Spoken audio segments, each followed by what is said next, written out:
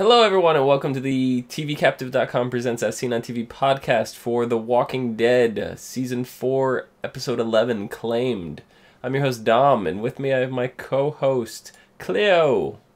Hello! You are a Dungeons Dragons Player's Guide?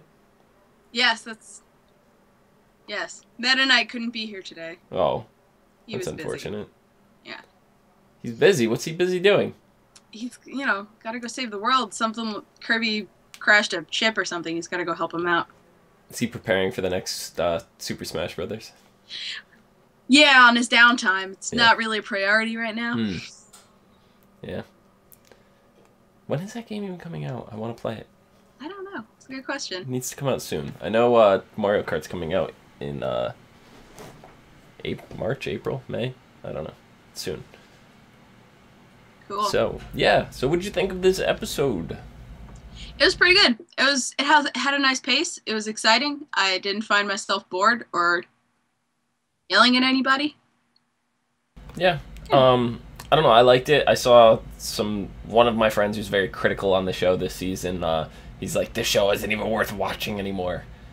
I was like, really? Like, what does he want? Just like nonstop hordes of zombies coming every 3 seconds? Like, well, I mean, that would not make a very entertaining show if it was nothing but zombies. But I mean, the way that comment goes makes it sound like this show used to be nothing but hordes of zombies, which it never was. It was always a drama first. And a zombie show second. Like, it was always about the characters and their... Right. How they reacted, not about zombies. Right, and it's always kind of been a roller coaster of, heavy, like, fast-paced action, slow-paced action. Like, it comes, it goes. Like, it's not always just an uphill battle. Yeah. So, I don't know. We get to see the group, Abraham, Rosita, and Eugene a little more in action. What were your first impressions on them? I don't know. The fucking scientist is insane. Yeah, Eugene, yeah, he's... This guy is crazy. Yeah, he's definitely out there. And I'm wondering whether or not, like, he's just pretending to be a scientist. Yeah. He may not actually be. I think he is a scientist, but I don't think he knows what's going on. Yeah. He seems a little sociopathic. I don't know. I throw that word around way too much, so yeah. Forget I said that. I don't know. Abraham just seems to be a psycho. Is that the big guy? Yeah, the physical psycho. He doesn't seem to be... Yeah, okay, he went off the handle, but I don't think he's, like... He's a meathead. He seems to me to be a meathead, not a psycho. Yeah. Yeah, I can see that. He's just... Goddamn, if he says, I'm gonna save the world one more time... What's wrong with having a big goal, saving the world? Like, isn't that something you want to do?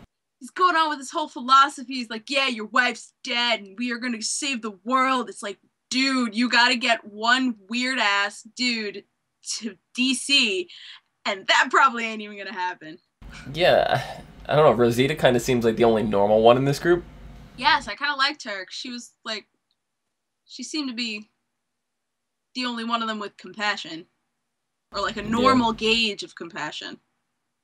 Yeah, I don't know, because Glenn, this is a side of Glenn we really, I can't say we have never seen before, because we definitely saw it when he was captured by the governor, but this is the first time we've kind of seen him out in the world like this, not in like a confined, backed against the corner situation.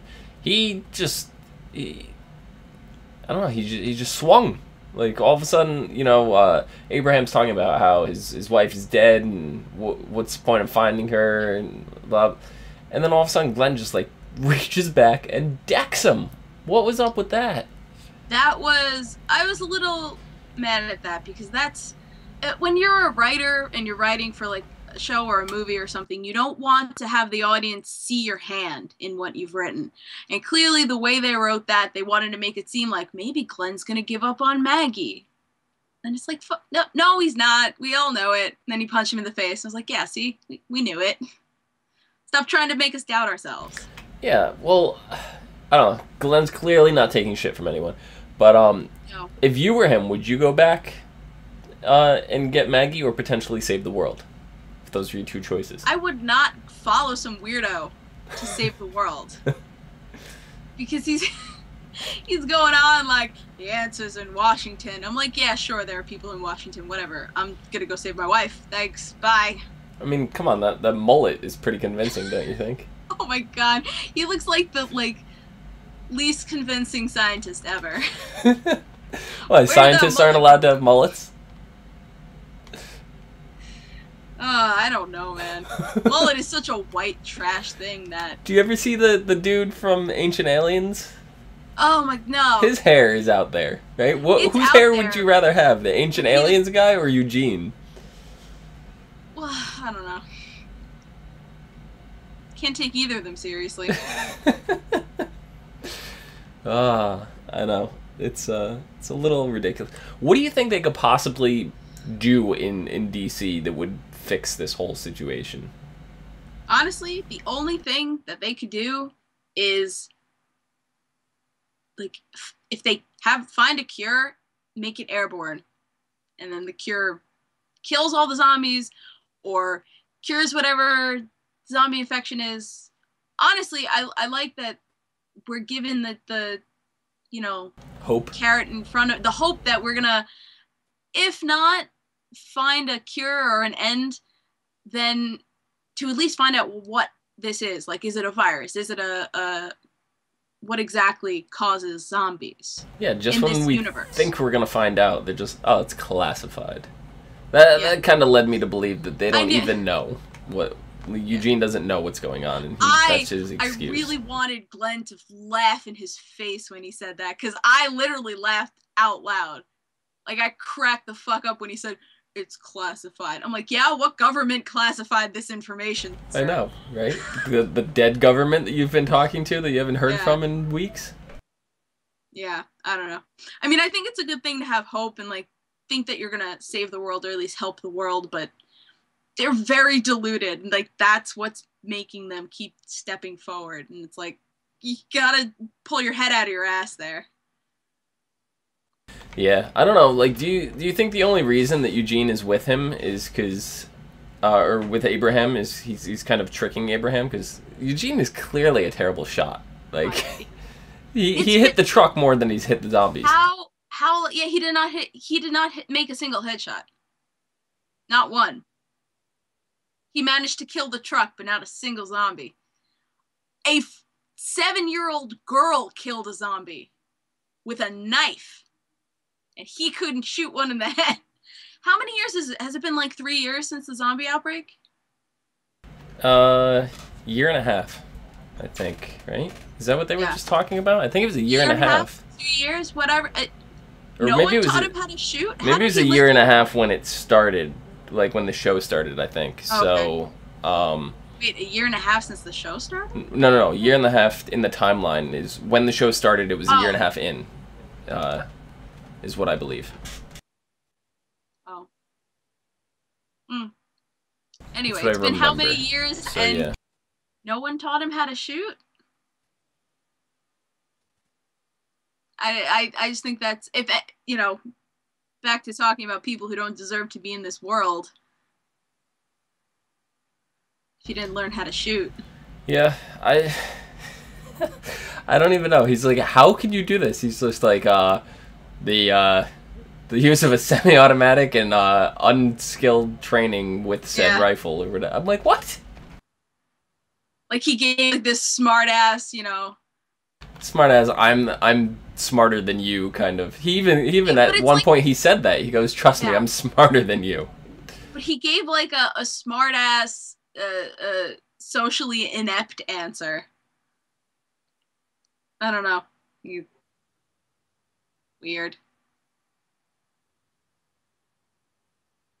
Oh my god, the zombies. There's zombies in my house. So Tom, you gotta get out of the house. I know. It's like Rick all over again.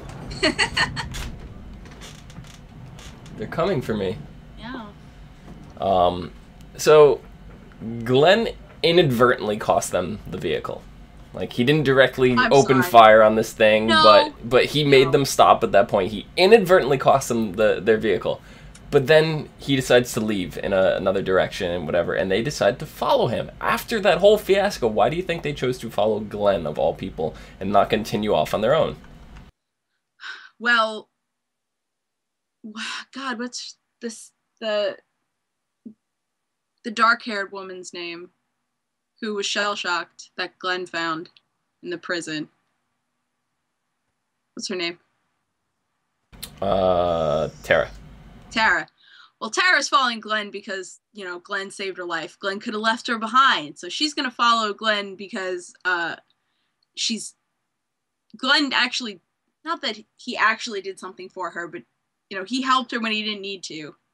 And she sort of doesn't really trust this Abraham dude. So that's why. And the woman of the Abraham's group, I don't know anybody's name yet. A lot of people Rosita? got killed. Rosita. The Rosita Stone. So Rosita follows because she's obviously smarter than Abraham. And I think she's smarter than the mullet guy too. So I don't know, like, they each have their own dynamic. Like, Abraham is just brute force strong. Like, that's his strength right there. He's so lost in everything else. Eugene is mentally smart. We see that. But it looks like Rosita is street smart. So yeah, they all have, like, their own little yeah, she's more logical, I think, than the other two. So logically, yeah, no truck and an empty road. You know what's behind you. You have no idea what's in front of you. Yep. All right, so then we go. We have. Let me ask you this: Michonne and Carl, as they're sitting at the breakfast table at the beginning of the episode, they start having this conversation. So let me ask you: what would you prefer, soy milk, powdered milk, or Judith's formula? Oh God. You're asking the wrong questions. No, these are the right questions. These are the questions milk. people are dying to know. Soy milk. Of course, soy milk. Why soy milk? Because I like soy milk. Really? I'm with Had it in Carl on that college. one. Makes me puke. Had it in college. That's like what I would drink because regular milk went bad too quickly. That's good with cereal. I don't like it. Flaky cereal. Whatevs. I don't know. That's not what that scene was about. Then what was it about?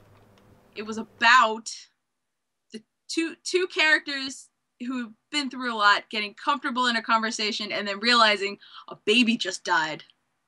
Or so they think. That's what it's about. It's not about anything, any words that was actually said. They bonded, and then Carl remembered his baby sister's dead. Yeah, that's definitely the moment when Carl's attitude completely all the changed. emotions at once. Ow. Yeah. He didn't. I mean, he didn't even realize it. This is the first moment that we actually see his realization that Judith is gone. Yeah, because him and Rick both couldn't, bring themselves to think about it, mention it, acknowledge it. Yeah. So, Michonne and Carl go on their little scavenger hunt through the town and stuff like that. They really start connecting. Why do you think it took Michonne this long to finally open up?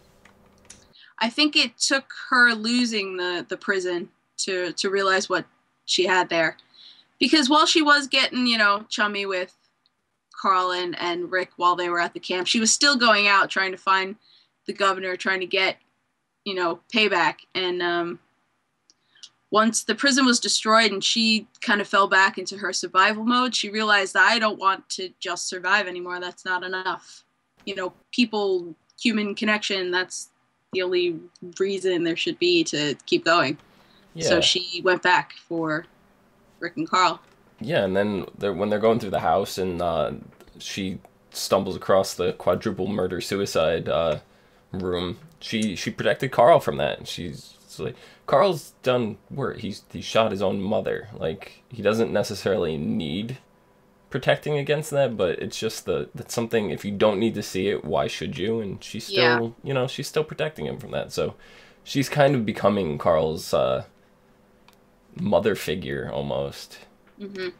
And I think she's also trying to protect herself, because the way she reacted to the suicide leads me to believe that my theory I said last week was correct, in that her husband and her kid died from, like, he shot himself and the kid. Yeah. And do we know her baby daddy's name? We just know her son's name's Andre, right? The son is Andre, but I don't believe we got his name. Yeah. That's just what I think. That's from how the acting's been, how Michonne's been portraying her emotions. It definitely seems like it's likely that Andre's father killed Andre and then himself in order to escape the apocalypse that he couldn't deal with. It says that her boyfriend's name is Mike, but I don't believe we got that information through the actual episode. We may have, in that conversation, may have dropped their names. Yeah, it's possible. I just don't remember. I mean, but... And that's the actor who plays Hardison in Leverage, and I love him so much. I would say that he didn't commit suicide, because he's one of the walkers that Michonne had originally with the arms chopped off and the jaw, Yes, but if he had committed suicide and didn't shoot himself in the head, then he could have been a walker.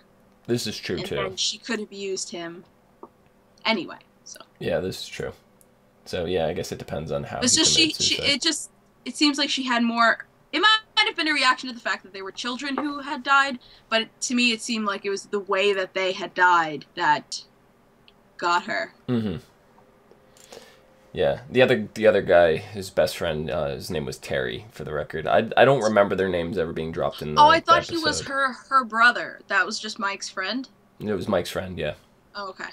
So I'm sure this is stuff that people are either getting from the comics or maybe even the transcript episodes, like the actual scripts that are released. But I don't believe this information was given out on the episode. I'm pretty good with that kind of stuff. I don't remember it. But yeah. Now that you say it, Mike does sound familiar. I feel like they dropped either one or both of their names in that conversation in her dream. Yeah, that's totally possible. So then we have pudding. Now we have Cheese Whiz. Cheese Whiz. What's the next fun food we're gonna be exposed to? Well, it's gonna have to be food that's not gonna go bad. Twinkies? Possibly. That's that's what I would love for them to pull Twinkies out and be like, oh, it's a urban legend, it's a myth, these things are awful, because the Twinkies really don't last forever. Like, it's true, they don't. They get rock hard. Like, yeah. They look the same, but they don't. I mean, that's a joke that was used in, was it Zombieland? Well, I don't think that. Yeah, it was Zombieland. Yeah, so they're not going to do that. I don't think they would reuse the joke. They could there's a lot of, like, non-perishable junk foods out there that they could. Skittles. Exploit. Yeah, Skittles. I like Skittles. I don't know, it seems like they're using pretty generic things, so I don't think we'll see, like, a particular candy or anything. Yeah, maybe. So, I don't know. Red Vines. Red Vines, they could do that. Mm-hmm. They could definitely do that. I don't know, I still would like Twinkies. But yeah, but it I know, Zombieland. They had to go and ruin things for us. Goddamn Zombieland. But they did it so well in Zombieland. They did. That was great. I love that movie. Why? That just brought me to another question that's completely side tangent from this episode. Why do they not refer to these guys as zombies? Oh, that's I heard, and this makes sense to me, that the Walking Dead universe exists in a place where the zombie lore doesn't exist. So there is no precedent for the Walking Dead. So there's no stories about zombies or anything like that, so they don't have any word for them, and that's why they're caught so off guard, because it's not something that's in the pop culture or in, like, fiction and stuff. Yeah, I guess I can see that. It just seems like a weird alternate universe to me. Yeah, well, yeah, sort of is. And because that had me for, like, the first 2 seasons. I'm like, it doesn't make sense, just call them zombies. Yeah, I guess you have to hold your suspension of disbelief there. But, I mean, there's zombies walking around. What actual disbelief do we need other than, Yeah, I guess it's true. Who knows? So, all right, so we mentioned this a little bit, but Rick, he's sleeping in the house, and all of a sudden, these intruders break into the house. Yeah, bitch didn't lock the door. No, even if he did I lock the know. door, like I know. how did he get in? The door was locked when he got in, so. Yeah, right. They broke that door down. But how crazy are these guys? They're sitting there fighting amongst themselves over a bed. There's other beds in the house, and he choked that guy out for a bed. He did. Yeah. I don't know. Fucking crazy. I don't know, that moment when the guy saw Rick under the bed, I was like, holy shit. Like, no. At first, I thought the other dude, which I believe his name is also Glenn, choked him out, and I thought he killed him. And I'm like sitting there, I'm like, Rick's gonna be under the bed, guy's gonna be sleeping, and then that thing's gonna come to life as a walker, and I'm like, this is gonna be bad. But I don't think he killed him. I think no, because he was still breathing. Yeah. So I don't know. That whole scene was very intense. Very intense. Yeah, suspenseful. It was. Yeah, they haven't used suspense like that in a while. Yeah, and then it was just the classic, the bed coming down right on top of Rick, and it's just like, oh god. But the one thing that I was like, Rick, really? Like, of all things, you grab the book off of the bed first and pull the book under. Like, what do you plan on doing? Reading while they're like ransacking the house? No, I guess it's what he had, so he tried to hide it. And then he realized he had a bottle of water on the nightstand, so he went back for that. But I mean, like, the water would have been the first thing I went for. The book maybe secondary. So I don't know. I don't know. But what were the odds that these people picked the one house that they're living in? Do you think they've been moving from house to house in the block? I feel like they had been looking through a bunch of houses, and honestly, just seeing the living room and the kitchen of this one, they had a stash, like Carl had gotten stuff from houses around, so they had a stash in the kitchen. So you're gonna stop where there's a mountain of cans. Right. Yep. And they knew people were living there because they saw Michonne's shirt in the laundry. So now Michonne is stuck wearing that white button-up shirt, and she lost her vest. Well, she has her vest. She's wearing her vest. Was she? Yeah. When they went out to scavenge, she had I don't know if it's the same brown vest, but it was a short brown vest. I don't know. I don't remember. I just remember her being in the white shirt. Maybe she had it packed in the duffel bag or something and put it on after, because I don't remember her walking into the bedroom with that shirt on. I just remember bedroom? The quadruple murder suicide room. Oh, yeah, no, she had it on. Did she? Yeah. Maybe my attention to details is slipping. So Rick's trying to find a way out. He's sneaking through whatever, and he ducks off into the bathroom at one point. There's one guy, he's not using the bathroom. He's sitting on the toilet with his pants up. Mm-hmm. Like, what? I didn't even understand that. Yeah, me and my dad were like that too. Once the thing was over, it was like, he wasn't pooping. Nope. His pants were up. He took his boots off. His boots were sitting by the toilet. Yeah, and his socks.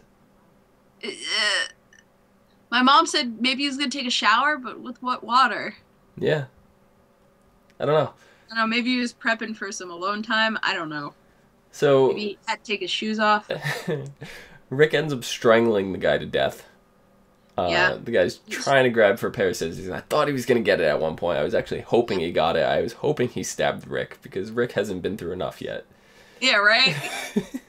He can afford to be shot at least three more times. I mean, the day before he was unconscious for like a full day, so like he could afford to get stabbed. Yeah, totally.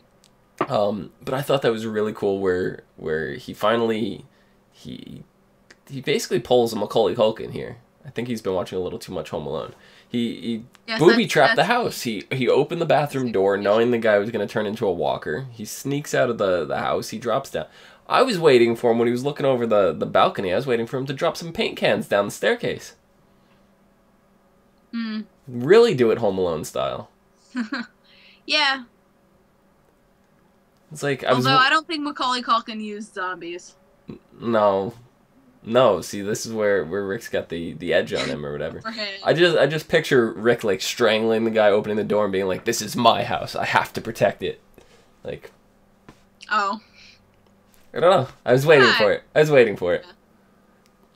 I don't think Rick ever thought that house was permanent. No. Like, that was just... They had to stop because... Even Michonne... Rick was dying, you know. Yeah. Even Michonne asked. She goes, "Is this kind of a permanent home?" Or he goes, "Well, let's just stay here till we figure things out." So even Rick didn't really know what he wanted to do. He was kind of toying with the idea himself. His plan worked. We don't know if it was Rick's zombie that woke up or if the other guy actually died and it was that guy or if it was both. We don't really know for sure. We don't know who lived, who died. But basically that plan is what ended up saving them in the end. Because Michonne and Carl were coming back to the house at the wrong time, right when the tennis ball dude was out on the back porch bouncing the ball all over the place. And he runs in the house when you hear the walkers going off, and Rick, Michonne, and Carl, they all take off running. But do you think we've seen the last of this group of people, or do you think we're going to end up seeing them again? I don't know. Very well be a one-time thing. It could be. It could be we see them later and at Terminus, maybe. And the guy who got choked out recognizes Rick.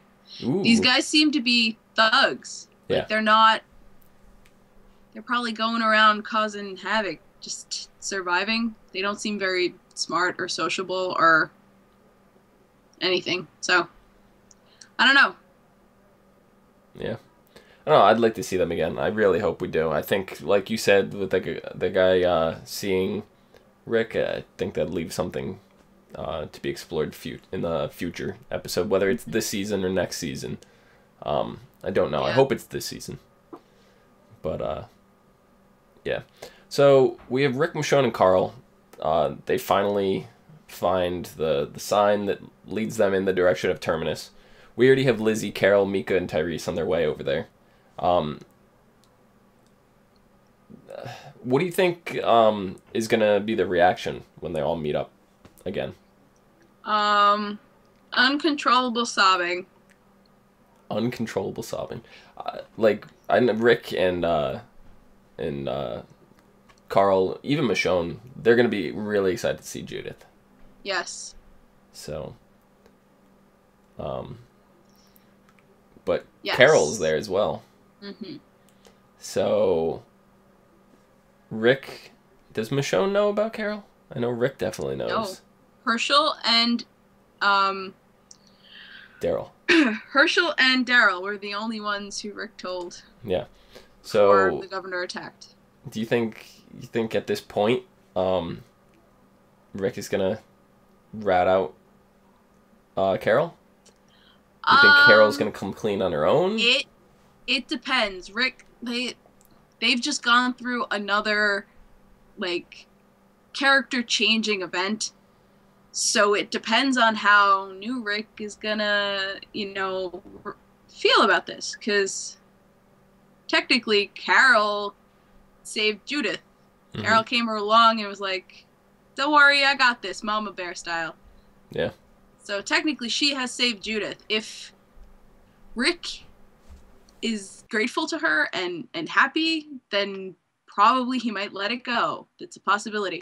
Also, if it comes to light that theory is right and it wasn't Carol, it was Lizzie, that's a whole different can of worms. So... Yeah.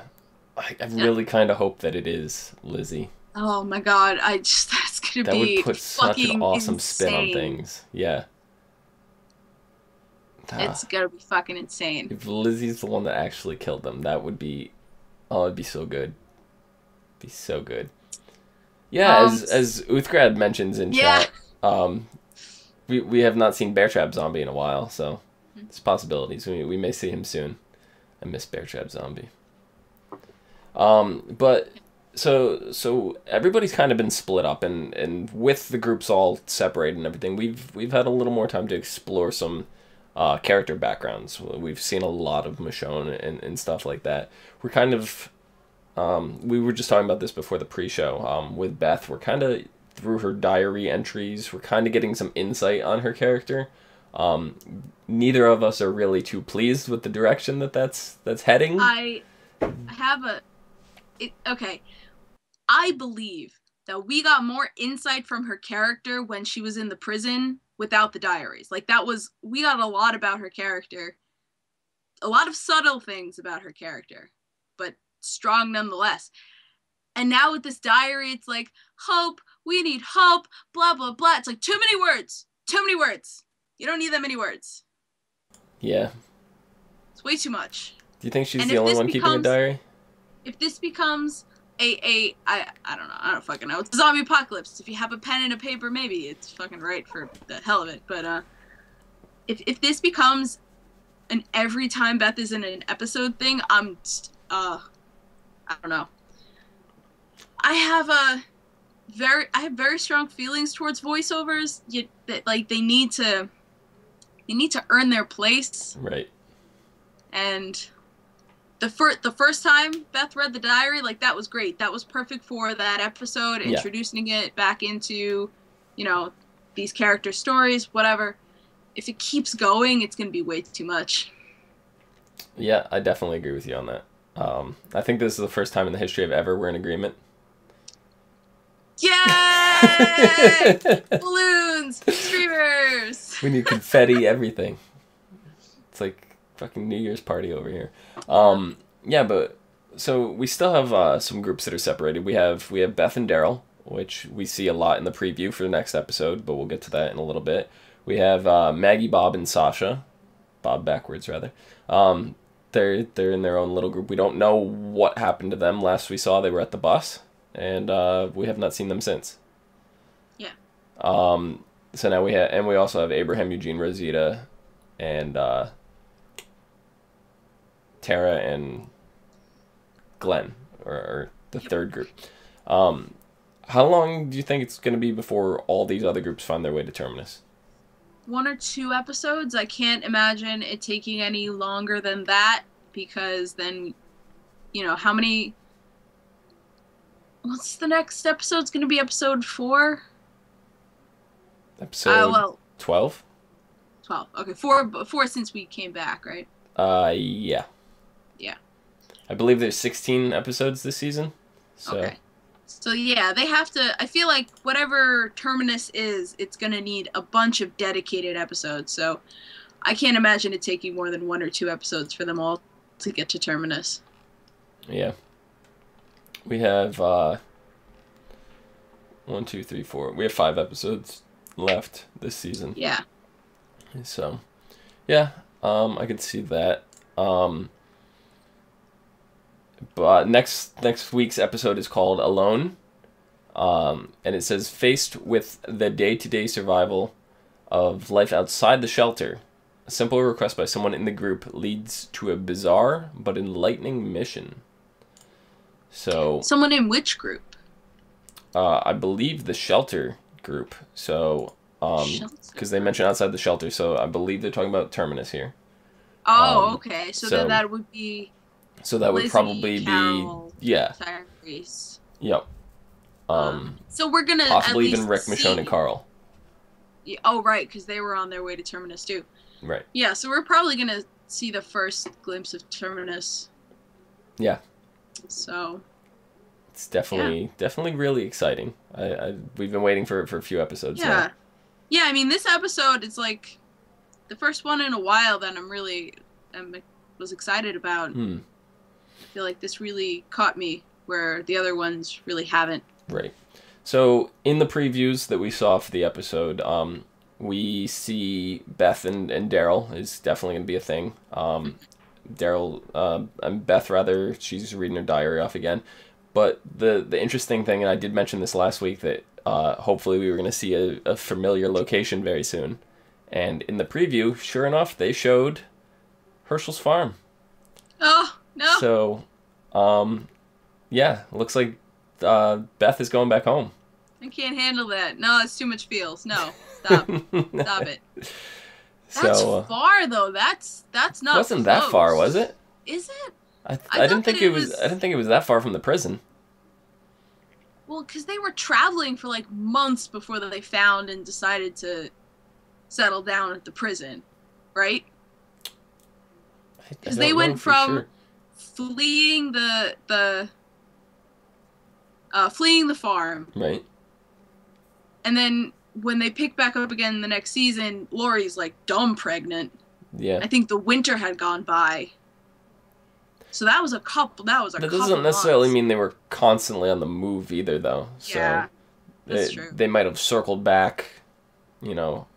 In my mind, I always thought the prison was very far from the farm. Yeah. I don't know. I thought it was kind of close, but it looks like we will be seeing the farm again.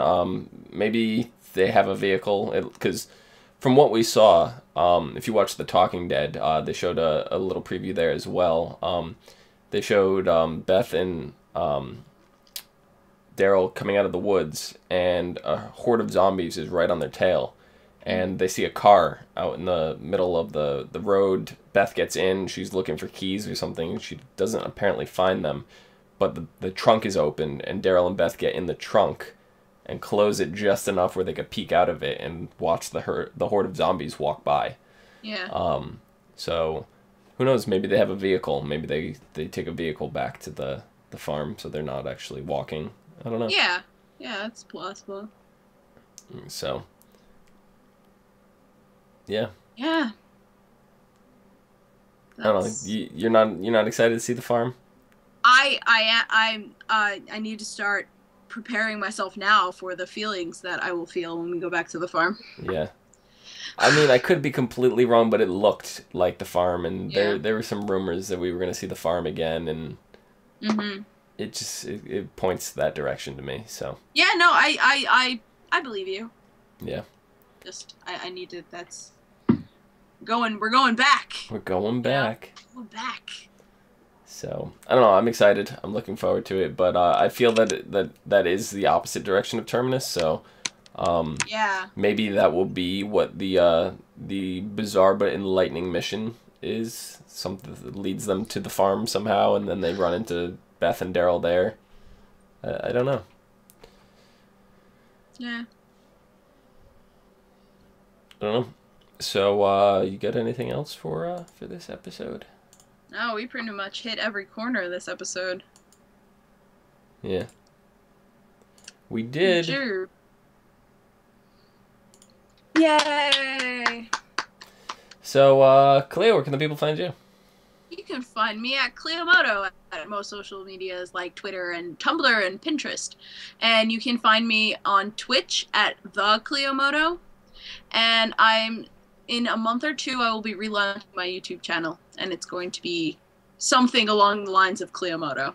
Ooh, what kind of videos can we expect from you on there? I do a bunch of like sort of vloggy reviews of things, and I do weird stuff. Weird stuff. Gonna start doing video games too as well. Excellent. Yeah, and hopefully I can start doing some narrative things like shorts and silly stuff. That'd be fun. Yeah, if you need any volunteers to participate in any of your videos, let me know. Sure. Yep. Yeah, you can find me down below at Phenomenon, PHENOMEDOM. You can find us both and others. Phenomenon. God damn it! I thought that was done. Never. It's always gonna somehow creep back into my mind, no matter how many, times I think I've put it to bed. Yeah. Sorry. You can find us both and others on tvcaptive.com, as well as ASOTV Podcast on Facebook, Google+, Gmail, YouTube, Facebook, whatever. Leave us feedback, comments, questions. If you have a question about something that we didn't answer, ask us. We'll get back to you. Maybe we'll even put it on our next episode. Till next week. See you guys later. Bye.